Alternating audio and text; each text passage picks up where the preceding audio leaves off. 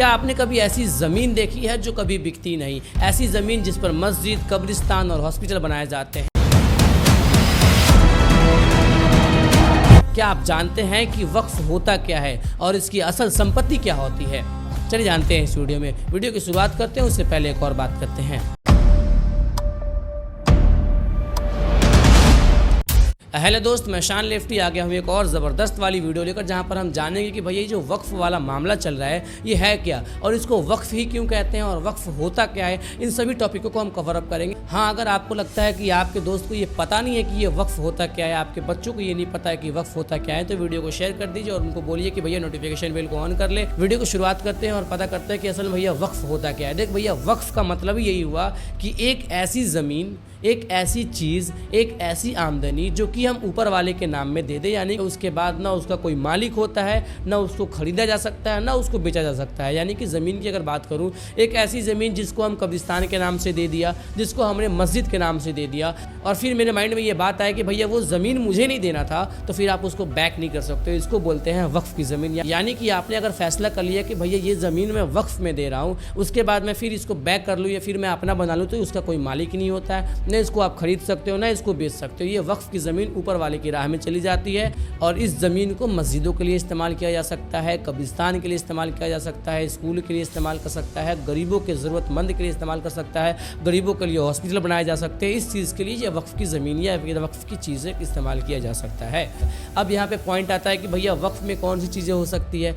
वक्फ में सिर्फ भैया ज़मीन नहीं होता है, वक्फ में ज़मीन, पैसा, आमदनी, ये सारी चीज़ें हो सकती हैं। ये तो होती है हमारी वक्फ की चीज़। अब यहाँ पर हम समझेंगे कि भैया वक्फ की लड़ाई क्या है। क्या ये लड़ाई मुसलमानों की है, क्या ये लड़ाई हिंदुओं की है, क्या ये लड़ाई किसी रिलीजन की है, या फिर क्या ये लड़ाई एक जनता और गवर्नमेंट के बीच की है। तो चलिए जानते हैं इस चीज़ों को विस्तार से। विस्तार से मतलब ये है कि भैया आप ये बताओ कि जनता गवर्नमेंट की गुलाम है या फिर गवर्नमेंट जनता के गुलाम है। अगर इस चीज़ को आप बता दोगे तो मैं सबसे पहले आपके लिए थैंक्सफुल कहूँगा।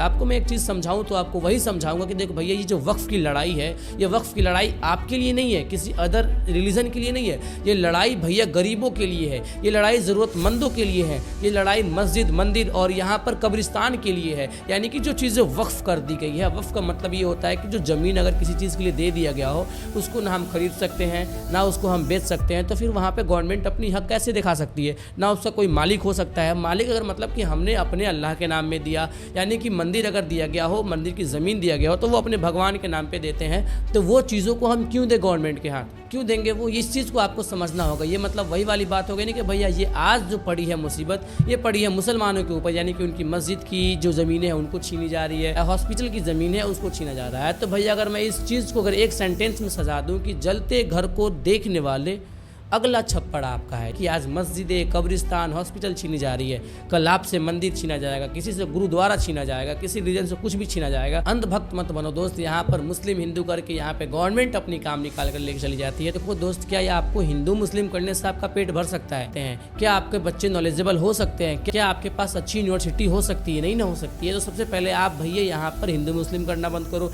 रिलीजन टू रिलीजन लड़ना बंद करो। पहले आप गवर्नमेंट से ये सवाल करो कि भैया मैंने जिस चीज़ के लिए तुमको चुना है वो तुमने करके दिया है कि नहीं। आप लास्ट टाइम पे आके कुछ भी कर जाते हो। इस चीज़ का भैया ऑन टारगेट आप चीज़ देखना कि जैसी चीज़ें लास्ट होती है, वो कहते हैं ना कि भैया सरहदों पे तनाव क्यों है, पता करो कि आसपास में इतने चुनाव क्यों हैं।